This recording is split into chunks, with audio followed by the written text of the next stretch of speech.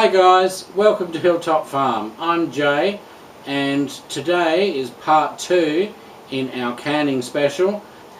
Let's just get up with it, shall we? Now, potatoes always go a bit funny depending on the type of potato you use.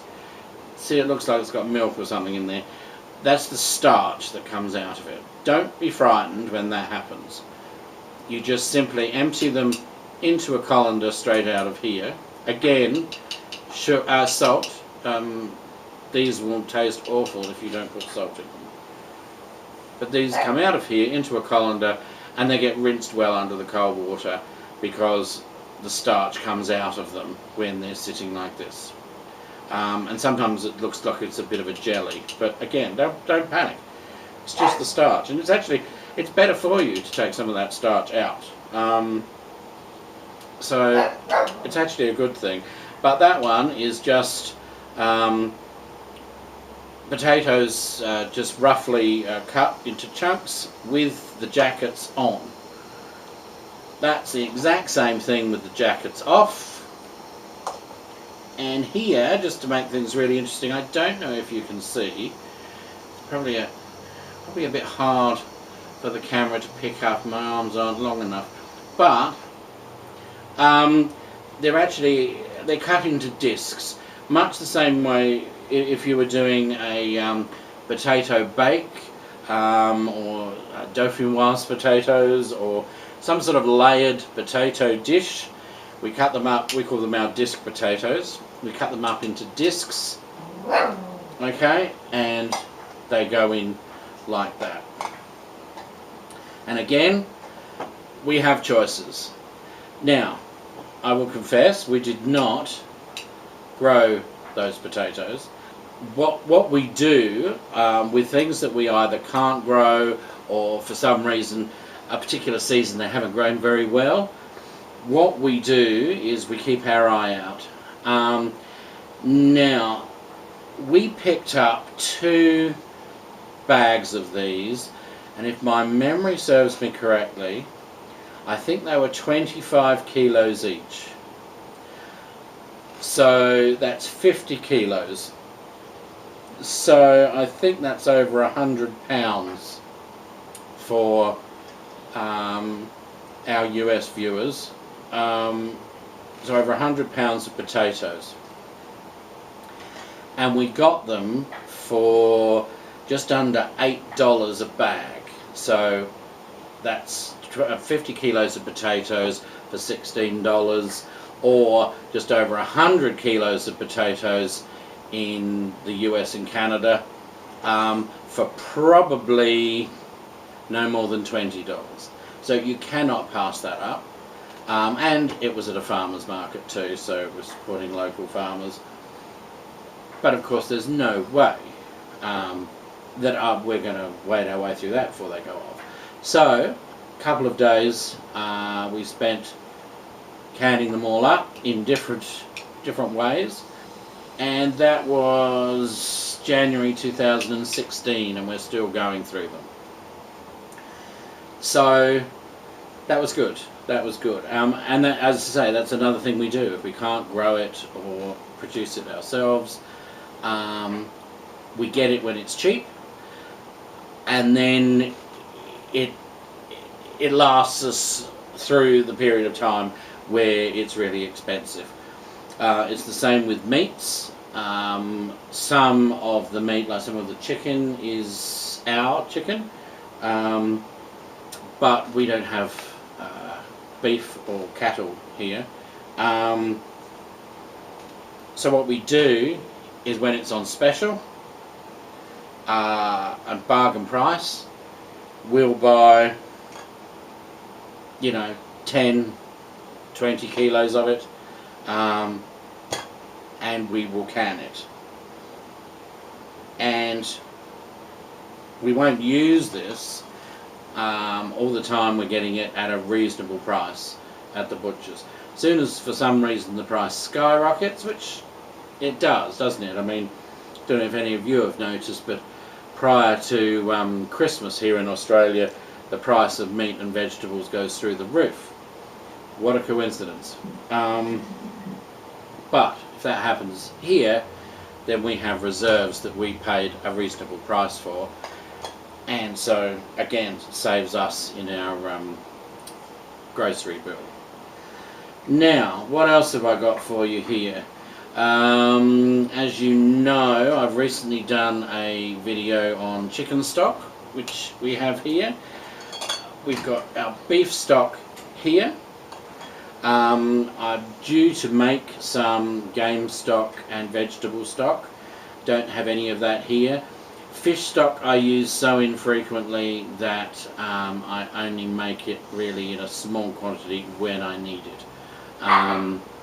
So I don't bother having that permanently on the shelf. Besides, I'm not so sure I could survive it in the canner with the smell going through the house. But anyway, jams, as you know, we've just finished doing jams. We've got our apricot here.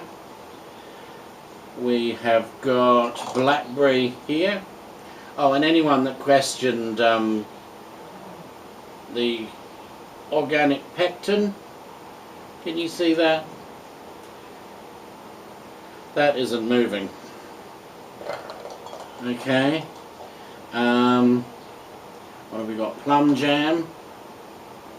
That one's the same. Okay. The pectin's not letting us down there. What else do we have in the way of jam?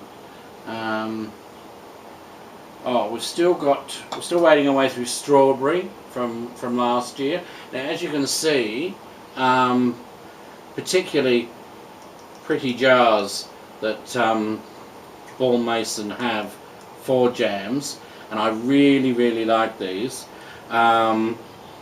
So I'm hoping to get some more, so that my ultimate goal is that all our jams will be in these cute little quilted jars. Now, just quickly while I'm thinking about it, Ball Mason recommend that their lids are for 12 months. I think they didn't used to be. They used to last longer. And the orange rubber seal thing that's sort of glued inside the lid there used to be a bit thicker, I reckon. But anyway, I think they're doing it just to cover themselves. I think in case, they're liable in some way. So that's okay. I take that as a guideline. But really and truly, I'm quite happy for these to stay in my pantry for 3 years. I don't start to, get concerned until we hit the 3-year mark. Every year, or every year, I'd like to think that I was actually organised to do it that structured, but periodically we take invoice of what's in there, and anything that's over 12 months old, we pay particular attention to, move it to the front. We check the lids. The reason I was saying it is because this strawberry jam is dated December 2015. So end of this year, this one will be 2 years old. But as you can see, contents is perfectly alright. And it's got a perfect seal on it, so there's nothing to worry about. These meat ones, hang on, that's July 16, but yes, there's a December 15 chicken one there. And a February 16 on the beef, so that's just entering its 2nd year.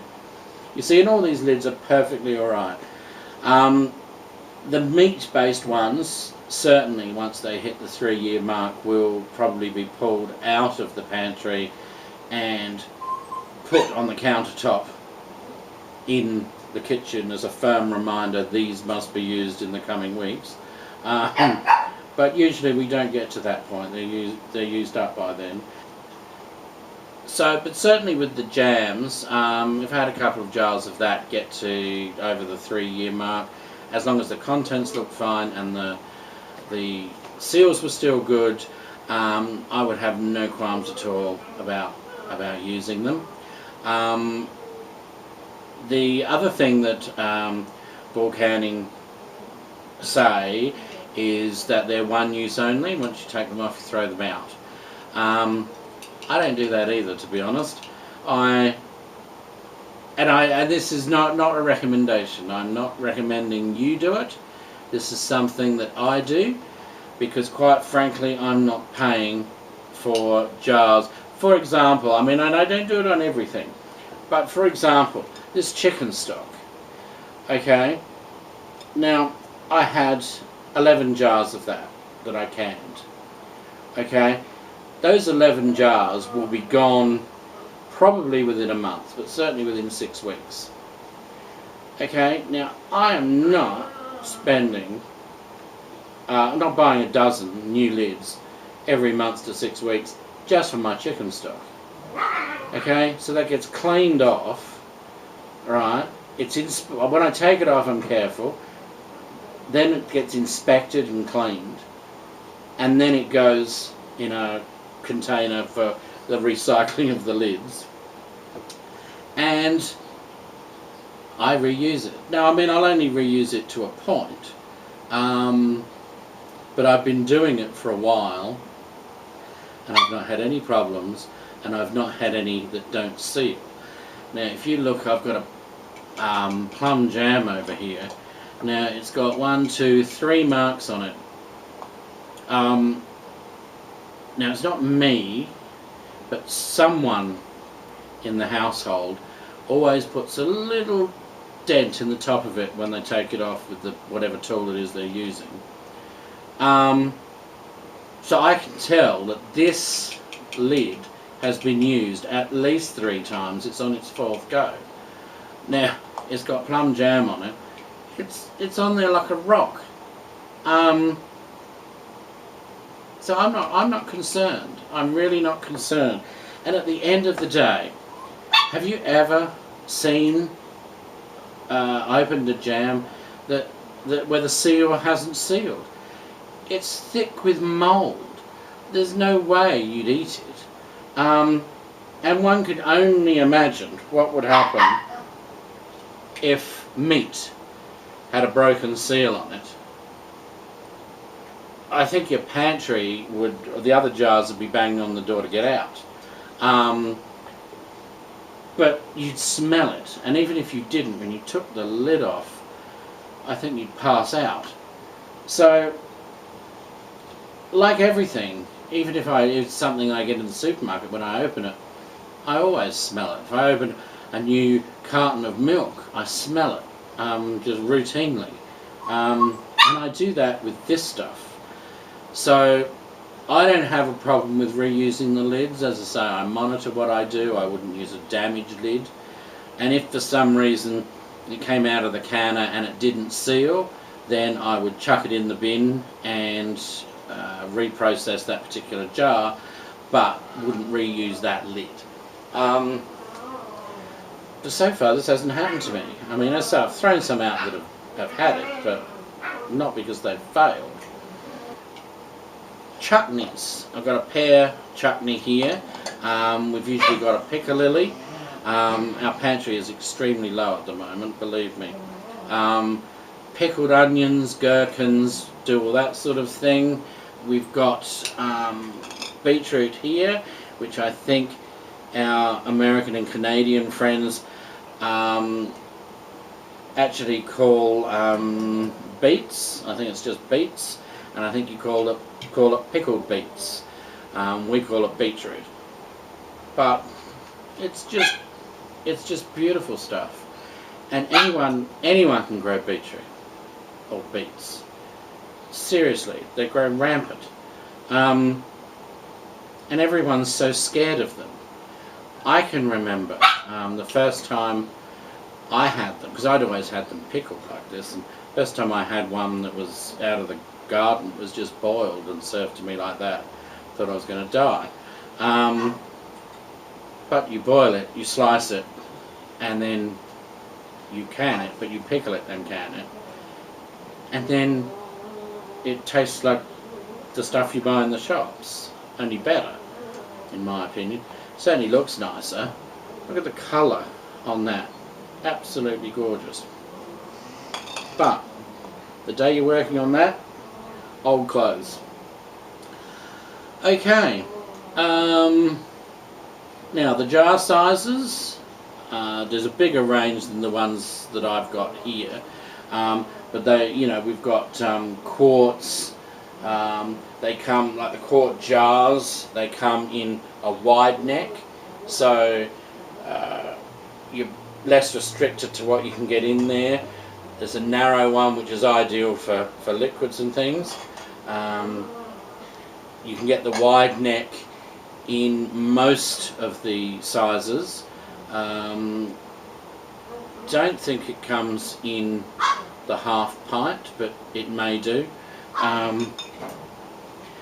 But yeah, the half pint we don't use a lot of them. This is our Asian plum sauce. We use it for things like that. When I'm doing jams, my mother always takes a couple of jars, and she finds that the pints are too much for her in one go.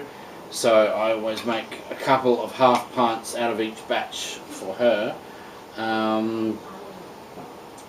But yeah, that's pretty much it. I mean, your imagination can run away with you. What else have we got over here? I've just noticed.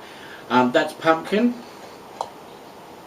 Again, because in Australia we use pumpkin a little different to they do in the US and Canada and so forth. US and Canada treat it almost as if it's a fruit, and that it's to be had with sweet things. England, Europe and Australia, not so much like that. We have it more like squash and potato, that sort of thing. So I'm determined I'm going to educate myself in the coming couple of years to try some of these sweetened pumpkin things. We do have some relatives in the US that I know do the whole pumpkin pie and what have you at Thanksgiving. So we're going to give it a go, but likewise I intend to educate our American and Canadian viewers on how to have pumpkin our way, because you put some pumpkin in a roasting pan with carrots and potatoes and so forth when you have a roast, and roast pumpkin is just to die for. It really is. And what I was saying is, with the canning, we have some of it we can in sort of large strips that can go in the oven when we do roasting, and other stuff gets cut up like that. That sort of thing for us will end up in a curry or that kind of thing. So I mean, I hope that covers for you some of the different ideas on what can be done with the canning, and the different things you can.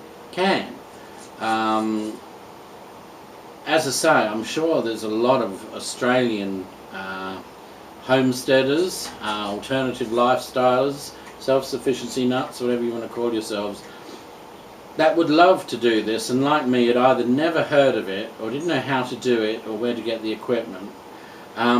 Your problems are solved, and seriously, tell all your friends and subscribe to the channel and get your friends to subscribe, because this is a wonderful, wonderful thing, and saves you a fortune at the supermarkets. Just being able to can what's on special saves you a fortune. Let alone stuff you can grow yourself. Okay, so that winds it up for today. If you have any questions, don't forget to leave them in the comments section down below. or if you go to our channel's page, click on the About and find our email address. You can email me any questions direct to Hilltop Farm and I'll answer them. I hope you've enjoyed what you've seen and you've understood it and you found it informative. So yeah, if you liked it, hit the like button, hit the subscribe so you don't miss the rest of this, and maybe share it on social media so that some of your friends will be able to learn the skill as well. Okay, so we'll catch you next time for the last instalment. Goodbye from Hilltop Farm. See ya.